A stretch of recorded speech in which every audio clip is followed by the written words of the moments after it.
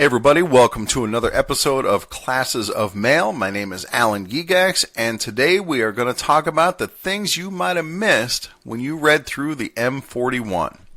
The M-41 is the official rule book for carrying the mail, covers most of our job, pretty much everything that we do, and tells you the official procedures for how this stuff is supposed to be done.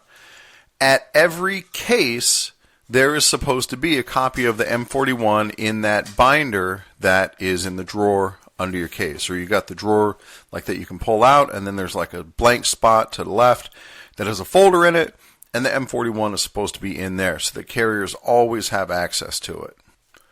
It is important to read the M-41 because, again, these are the official rules governing how we're supposed to do our job. And the problem with the M-41 is that the last publishing that I'm aware of was in the early 2000s. And so unfortunately there is some stuff in there that's out of date. So if you haven't read it recently, I'll go ahead and forgive you because it has like a whole chapter devoted to special delivery, which ended in 1997 and was replaced with Express Mail, which in turn was replaced by Priority Express. So that part is not necessarily up to date. But it still has good stuff for you in there. So I'm going to go over some of the stuff that I found particularly interesting or that I think might be useful for you in your job. The way we're going to do this is I'm going to tell you the number for this item in the M41 and then tell you what it is, and then if it's not super obvious, then I'll talk about it as well. Let's get started. First, item number 112.25. Attend quietly and diligently to work and refrain from loud talking and the use of profane language. So what I want you to notice here is that it does not say you have to be silent. It says that you should be quiet and you should refrain from loud talking, but not silent. You are absolutely allowed to talk. So if you're at one of those stations where they try to implement their so-called golden hour, where the first hour everybody's going to be completely silent, that's bogus. That is not something that's in the rule book, and that should be grieved. Next, 112.61. Do not engage in controversies with customers or other members of the public when on duty. So whenever you're wearing your postal uniform, you are representing the post office. So you have to be very careful what you say, what you do, especially now that you're always being recorded. So you want to stay away from controversial topics like religion, politics. Don't argue with people. Anything that's going to piss people off, just try to steer away from it, especially when you are in uniform.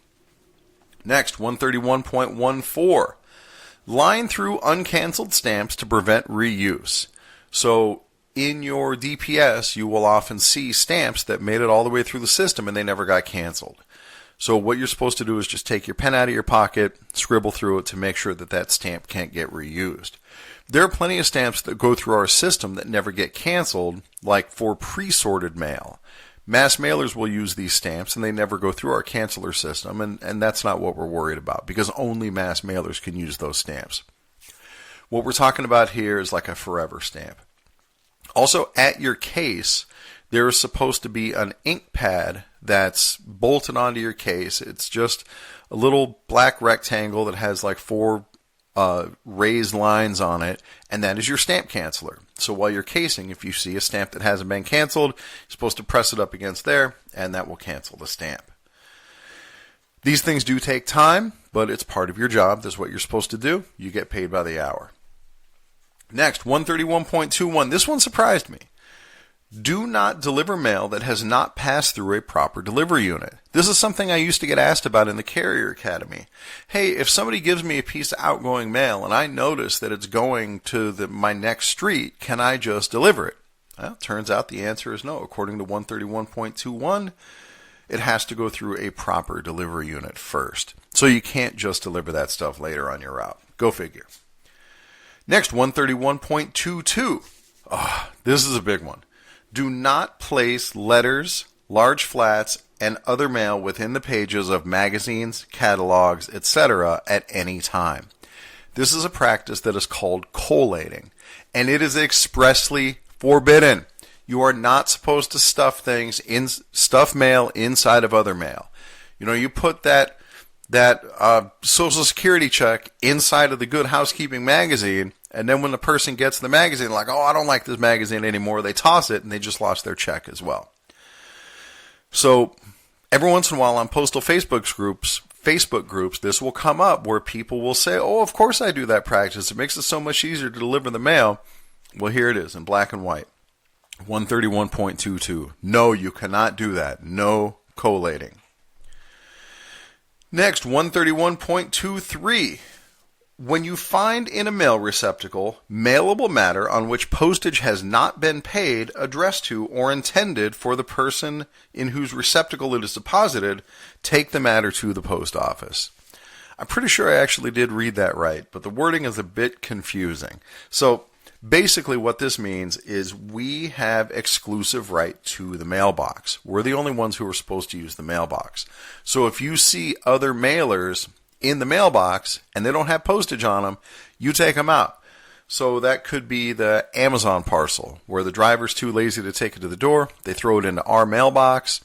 That is not okay. You take that out. You bring it back to your supervisor.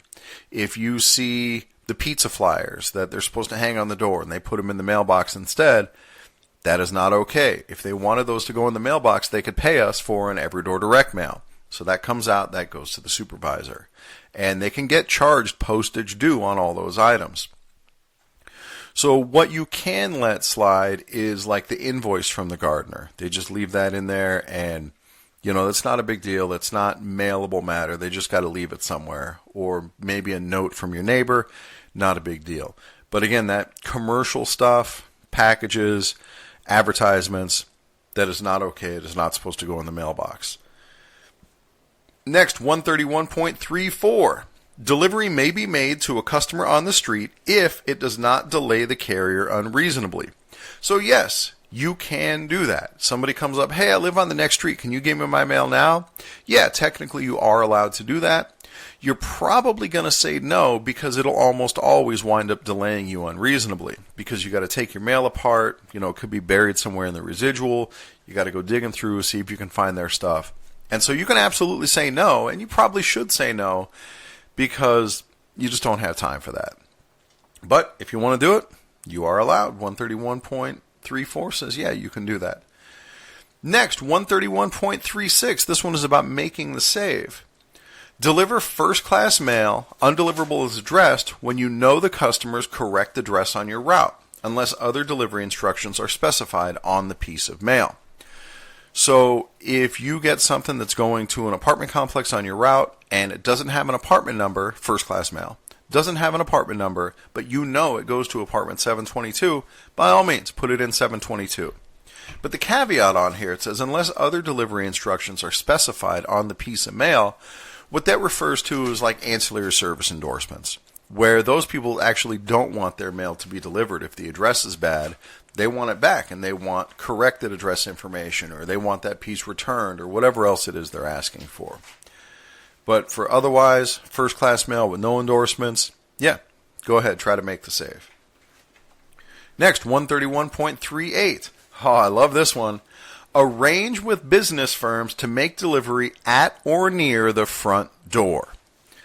Dude, you deliver to a furniture store and their office is way in the back. You got to go up a flight of stairs and that's where they want their mail delivered. No, they need to put a mailbox right by the front door so that you can go in, drop it right there, and then on you go. That is in the M-41 131.38. The next one. I don't know if you can hear that paper tearing in the background. There it goes. Of course she stopped. Oh. That is my dog. When I finish a page, I toss it off to the side, and she has just picked up the page, and she's going to help me recycle it. Thanks, Annie. You're very helpful. All right, moving on. 131.39. Make deliveries to all floors of office and business buildings if there is an elevator. So yeah, you got to go up the elevator. You have to make those deliveries. 131.39A says if there is no elevator in buildings with more than 3 floors, make delivery of mail pieces, including accountables, to the first floor. Make deliveries to the second and third floor if they're occupied primarily by business office and if service is requested. For deliveries above the third floor, If it doesn't fit in the mailbox, then you should use a 3849 or go to a designated location on the first floor. So if there's an elevator, yeah, we have to service everything. If there's not an elevator, we go up to the third floor, and that's it. Beyond that, they got to make arrangements. However, if you're already delivering there, you can't stop. And that's 131.39b. It says, do not withdraw service previously inaugurated in order to comply with these instructions. I hope that tearing is not too distracting. It's very distracting to me. All right. Anyway, 131.45. Do not curtail or eliminate any scheduled delivery or collection trip unless authorized by a manager, in which case you must record all facts on PS Form 1571. I have a whole podcast about this, the 1571. It says right here, you are not authorized to delay the mail. Only the supervisor can make that decision, and if they do tell you to delay the mail, then you've got to fill out 1571. Next, 132.13. Except for mailing, except as in you'll take, except for mailing prepaid small articles. But you may refuse to accept articles when to do so would seriously interfere with your scheduled deliveries or collections. This one's kind of crazy to me, because what do they qualify as seriously interfere? Like, I'm on a park and loop route, and it's kind of a pain in the butt sometimes to pick up parcels, but I still do it, because that's our business, is picking that stuff up. So I guess under some circumstances, you can say, no, I can't. I mean, I guess I could see, like, if you're on a walking route and somebody's like, hey, I got 500 packages I need you to take. You know, hey, I can't fit all those in my satchel. Or maybe if you have one of those little carts. Even with a cart, you probably couldn't pick up that many. So that might be an example where it would seriously interfere.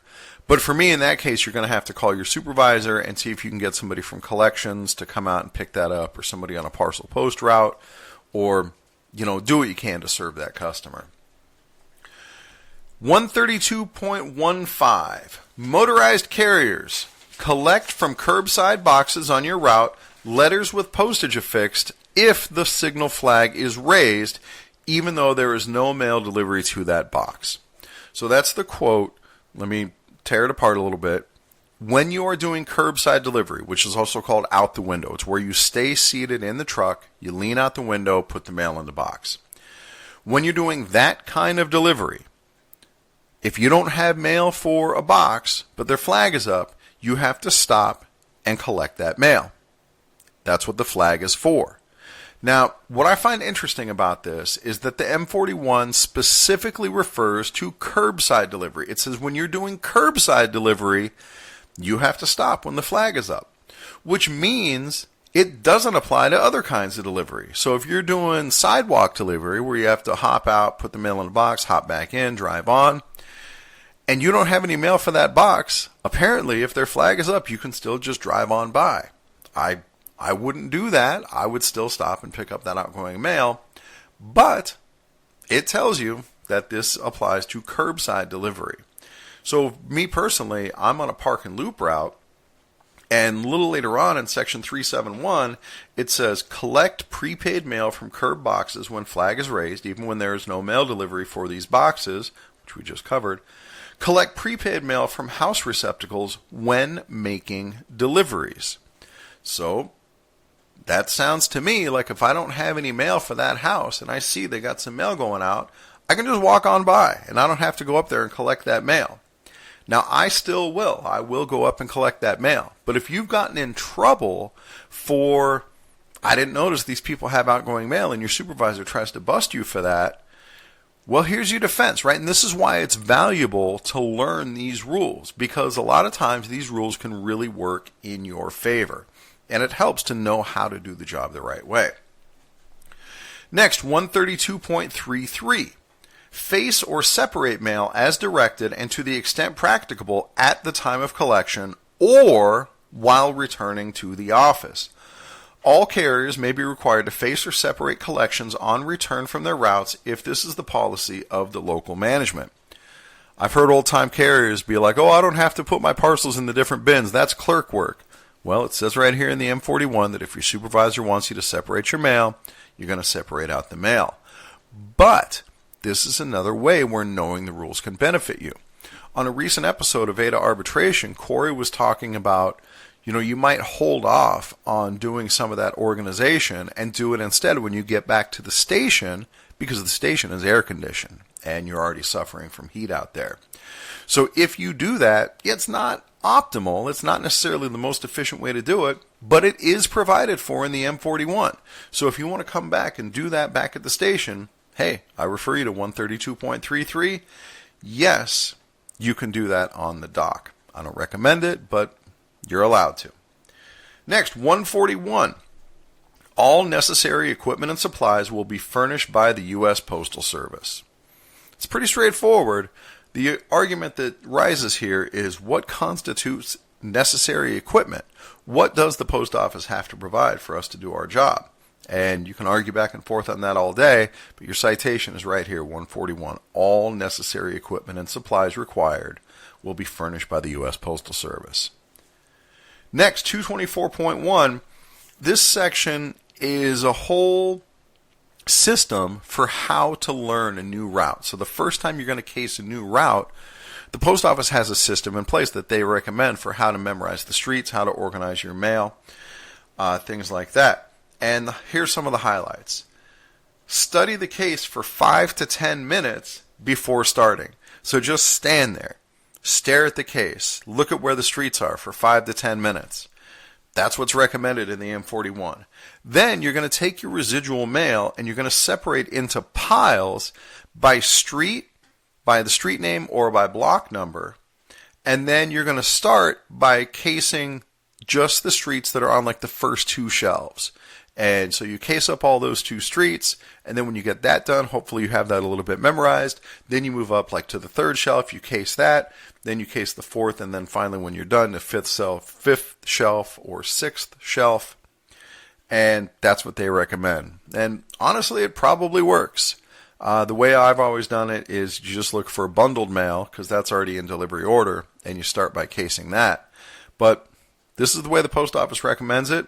And if your supervisor gives you grief for just standing there and staring at the case when you're on a new route, hey man, that's what I'm supposed to do. It's in 224.1. Next, 242, carrier endorsed mail. This is about all of our carrier endorsements like attempted not known, no such number, insufficient address, things like that. And I did a whole episode on carrier endorsements. So if you want to learn more about that, I recommend you check out that previous episode. What's in this section that I find especially interesting is that it makes reference to standard A mail and standard B mail. Standard A mail goes into the UBM, undeliverable bulk business mail. What the hell is standard B? Apparently it's something we don't have anymore, but that's what's in the M-41. Next, 261.11. Accountable items are keys, postage due, customs duty, and special services mail. These are the only items listed, guys. Gas cards, they're not on this list. So if you have to sign for that, that's not okay. That's not an accountable item. Vehicle keys, not on, oh, well, it just says keys generally. So they might be able to get away with making you sign for vehicle keys, unless it's generally accepted that this only refers to arrow keys. But, other stuff that management's trying to make you sign for, they're not accountable items. It's listed here. Keys, postage due, customs duty, and special services. Next, 262.1. It says generally that you'll use a 3849 for accountable items or items that need a signature. But it also says, quote, usually prepare PS Form 3849 as you make delivery. And that's what I recommend. However, enter the address in the delivery section on the barcoded side of the form for identification in the office at the time articles are issued. So this tells you, yes, you can use 3849s to mark your accountable items in your residual mail. And since we get signature items in our parcel hampers like domestic or international registered, numbered insured, signature confirmation, then that means we have to go through our parcel hamper and pull that stuff out in the office if we are to comply with 262.2. It says so right in the M-41. So then, boom, there's your grievance right there if management won't let you go through your parcel hampers on office time. Next, item 28E, Echo, 28 Echo. Quote, item K, under estimated work, the carrier must enter the estimated hours and minutes of the assistance being requested. End quote. So at my station, for quite a while, management was filling out 3996s for routes that were vacant. If they were going to have just somebody case it and then it all gets split up, they were filling out the 3996s, even though it clearly says this estimate should be made by a carrier. So I brought that to management's attention, and to their credit, they stopped putting the time in box K. That time is to be estimated by the carrier. So again, knowing these rules, you can help protect yourself and protect your fellow carriers and make sure that you have the right to decide how long this auxiliary assistance should be. Next, 332.31. For any parcel that does not fit into the customer's mailbox or parcel locker, an attempt to deliver must be made at the customer's door. You have to run those parcels to the door. That's our job. Ideally, we put it in the mailbox. If it doesn't fit in there, we put it in the parcel locker. But if it doesn't fit there, yes, you take it to the door. And speaking of taking parcels to the door, 322.311 tells us that if the parcel says carrier leave if no response, we can leave it in an unprotected location. Carriers are not liable for loss or theft where these instructions and postal regulations are followed. Mailers who participate in the carrier release program understand that there are unsecured areas where the Postal Service will leave parcels, and also that carriers will leave packages without protection from inclement weather. So they could get rained on, they could get blown by the wind. As long as it says carrier leave if no response. Amazon packages all have this written on there.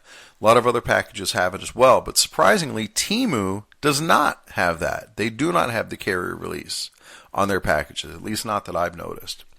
So what happens if there is no carrier release? What if it doesn't say carrier leave if no response? Well, 322.312 says parcel can be delivered to a protected location, like a mailbox or a parcel locker. And if nobody is available to receive the parcel, leave a 3849. So if you have a parcel that doesn't have that carrier release on it and you leave it, you're taking your chances. You could wind up being held responsible for that. You have to be thoughtful about where you're leaving these packages. We're in a battle against the porch pirates, and you want to do what you can to take care of your customers. The old school way to do it, well, that's actually the next thing I'm going to say. 631.1 regarding parcel delivery. It reads, determine if someone is available at the address by ringing the doorbell or knocking on the door. So in the M-41, it's still old school delivery, where you're going to go up to the door, you're going to knock, knock, knock, and when the person answers, you hand them the package. Hey, I have a package for Jackson. Here you go. And you hand them the package. That's the way it's done in the M-41. And then if they're not home, is there a secure place to leave this? And if there's not, you're going to fill out a 3849. And then the 3849 actually goes in the mailbox. And that comes up in the next section, 741.4. So section 7 is the one that's all about special delivery. So most of the stuff, you can ignore it. But this one talks generally about 3849s. If articles are accountable mail, such as registered, insured, COD, etc., or if the article is too large to be placed in the mail receptacle, return it to the post office and leave a completed PS form 3849. Place the notice in the receptacle. So you are supposed to put the 3849 in the mailbox. We teach it that way in the Carrier Academy. It's something I always make sure to point out. We don't leave the 3849 hanging on the door. We don't put it like in the door jamb, anything like that. It goes in the mailbox. That's what you're getting paid to do. Yeah, it takes time. Yeah, it's tedious, but it's also easy, and it pays well. So the 3849 goes in the mail receptacle, and again, that's 741.4. All right, there's only a couple more left. 812.2. Observe all traffic regulations prescribed by law. Rules applying to the public also apply to operators of postal vehicles. So guys, we get no special privileges, and that includes parking. We have to obey the speed limit. We have to obey school zones. We have to obey stop signs and red lights and all the other regular traffic rules. And we also have to obey where it says no parking. You can't park in a handicap spot unless you have a handicap placard. You can't park in a red zone. All those things. Now, it is important to point out that there is a distinction between parking and stopping. So let me give you an example. When you're delivering sidewalk delivery, where you stop the truck, hop out, put the mail in a box, hop back in, and then drive away. For that kind of delivery, in many cases, if you are delivering two doubles, two mailboxes together, they will be on a little hump in between two driveways. And that's where they put the mailboxes. So if you are going to your friend's house and they live at one of those houses, you can't park where those mailboxes are because you'd be blocking the driveway. And that is not a legal place to park. However, that is clearly where we are intended to stop to service those mailboxes. So stopping, you're there for 15 seconds. You hop out, you put the mail in a box, you hop back in, and away you go. That's stopping. But if you're parking, you have to park somewhere where it is legal to park. This is another one of those rules where, yeah, doing it right does take more time, but that's the way we're supposed to do our job. And if you take more time, you just make more money. You know, old timers like to say, what's the difference between a fast carrier and a slow carrier? A slow carrier makes more money. Next, 812.3. I'll just rephrase this one. You can take off your shoulder belt only while you're servicing curbside boxes, which is that out the window delivery, where you're seated in the truck and you lean out, you put the mail in the box. That's the only time that shoulder belt can be off, is when you're actively doing curbside delivery. When you cross a street, when you go to the next neighborhood, whatever, that shoulder belt has to go back on. Next, 812.31.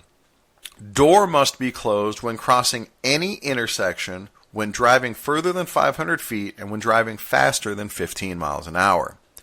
So, for curbside delivery, for sidewalk delivery, yeah, you can drive around with the door open, even for cluster boxes, as long as you're not going more than 500 feet, more than 15 miles an hour, or crossing any intersections. So those are the rules about the door. Next, 822. When the driver leaves the vehicle must be parked. To park the vehicle, curb the wheels, set the brake, put it in park, shut off the engine, and take out the key. Close and lock the sliding door to the cargo area. So that's your full process for when you're parking. Oh no, it says whenever the driver leaves the vehicle must be parked. So yeah, when you're leaving the vehicle. All right, so anyway, that's your whole process. Curb the wheel, set the brake, put it in park, shut off the engine, take out the key. This is something you have to build a habit. You have to do this every single time. If you do this, you should be immune to rollaway runaways. You never know with these trucks, maybe something really crazy could happen. But this should protect you with rollaway runaways. And this thing about closing the sliding door, nobody where I deliver does this. We leave that door open all the time. It's just standard. But I got to tell you, I've been reading these rules. I figured I'd try it. So for the last week and a half, I've been driving with that door closed. I just keep that door closed all the time. And honestly, I don't miss it. Maybe it's because the kind of route I have. I'm on a park and loop route. I don't have a ton of mail. So my buckets for UBM, trash, and outgoing mail, they all fit right under the tray. And I don't know. Even if I had something behind that door, I couldn't reach back there and get in anyway. It's too awkward. So it works for me. And now I just keep that door closed all the time. Yet another thing that I am doing to try to make myself discipline-proof. Next, 822F. Lock the doors if you will be out of direct sight of the vehicle. That's the rule from the M-41. So when you're doing stop and hop delivery or sidewalk delivery, no, you don't have to lock the door. You're right next to the truck. But if you're leaving the truck to go up to somebody's front door, you're going to be interacting with them. You're going to be looking at them. You're going to be away from the vehicle. You need to lock the door. That is the rule.